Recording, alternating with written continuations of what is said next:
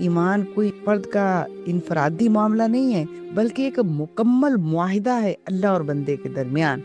اور یہ معاہدہ کیا ہے کہ جان بھی اللہ کی ہے، مال بھی اللہ کا ہے، زندگی بھی اللہ ہی کے مشن کے لیے خرچ ہوگی۔ تو یہاں سوال یہ ہے کہ پھر وہ سودا کیا ہے جس سودے کے بدلے میں جنت ملے گی؟ تو مولانا مودودی رحمۃ اللہ علیہ اپنی تفسیر میں لکھتے ہیں کہ یہ سودا وہ اصل میں دین کی حقیقت بیان کرتا ہے، یعنی مومن اپنی ملکیت اللہ کے حوالے کر دے، اللہ اس کے بدلے اسے جنت عطا فرما دیتا ہے۔ یعنی یہ جو سودا ہے، اس کے بعد میں اپنی جان کی مالک نہیں رہتی، میں اپنے مال کی مالک نہیں رہتی، بلکہ میری جان کا مالک، میرے مال کا مالک اللہ ہے۔ جب یہ ایمان سے متعلق انقلابی تصور ہمارے دلوں کے اندر آ جاتا ہے تو یہ وہ سودا ہے جو میرا اپنے رب کے ساتھ ہو گیا، اور پھر جب یہ سودا ہو گیا تو اس کے بدلے میں اللہ تعالیٰ جنت دے دیتا ہے۔